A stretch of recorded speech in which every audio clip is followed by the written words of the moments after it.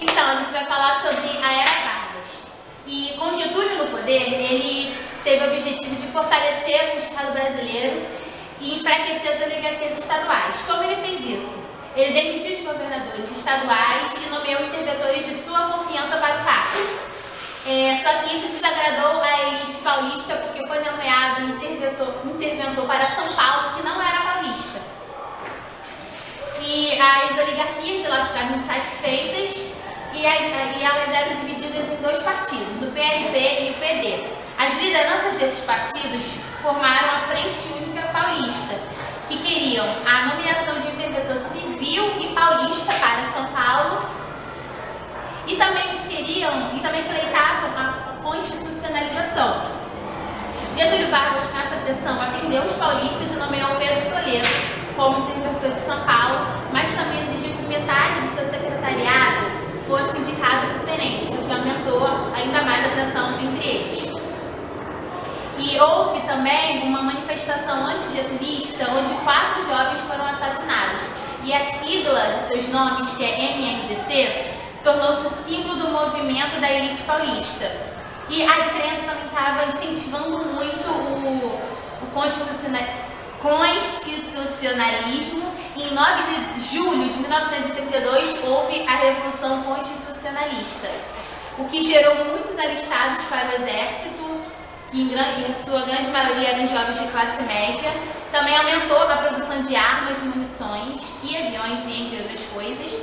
Mas São Paulo acabou sendo isolado, porque somente Minas Gerais mandou reforços e o Porto de Santos foi bloqueado, fazendo com que São Paulo se rendesse em outubro de 1932.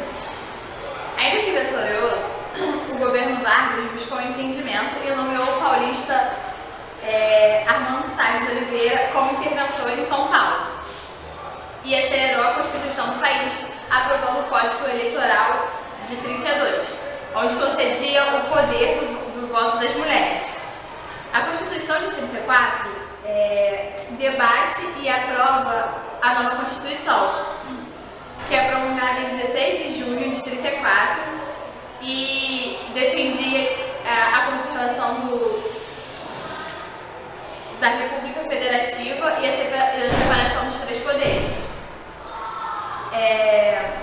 e as eleições diretas. As inovações foram: uma parte dos deputados devia ser escolhida por associações profissionais, o voto secreto, o voto feminino e a justiça eleitoral. A pluralidade e autonomia dos sindicatos, uma legislação trabalhista, onde era a favor das 8 horas de trabalho, férias remuneradas, a pessoa deveria ganhar indenização se fosse demitida sem justa causa e descanso semanal. A nacionalização progressiva de Minas, ensino primário gratuito, e a nova Constituição previa também que a próxima eleição seria indireta. Assim Getúlio, em 34, foi eleito pelos constituintes.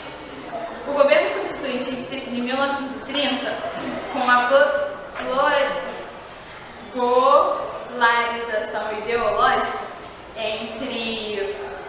que ocorria na Europa entre os comunistas e os nazifascistas, chega no Brasil e dá origem a 2 gremiações, chamadas de integralismo, de inspiração fascista, e aliancismo, de inspiração comunista.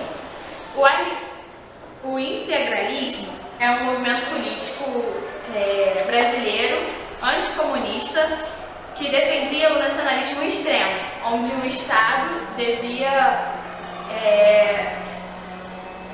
se impor sobre o indivíduo.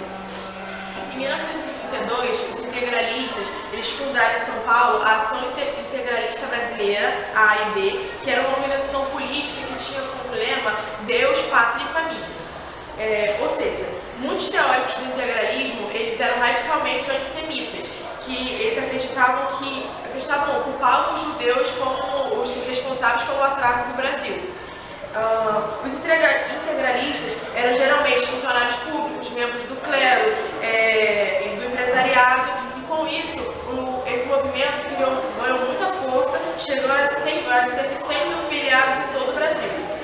O aliancismo, ele era a oposição da Ação Integralista Brasileira e foi fundado em 1935 a Aliança Nacional Libertadora, a ANL.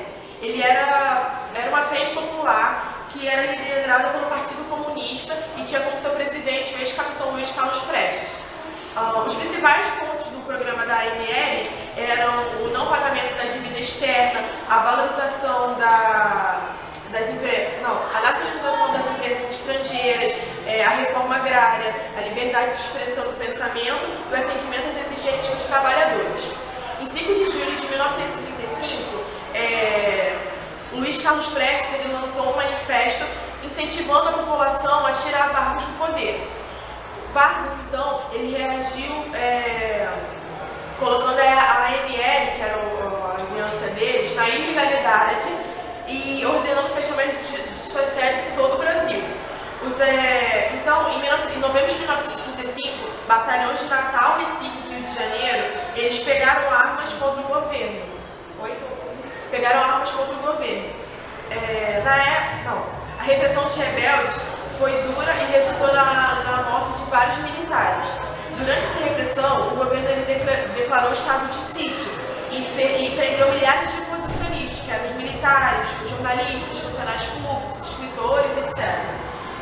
E prendeu também vários comunistas vindo do exterior para participar desse levante de 1935, que um exemplo disso era a Olga Benário. A luta contra o comunismo, ele colaborou para unir as forças oficiais, as oficiais forças das armadas para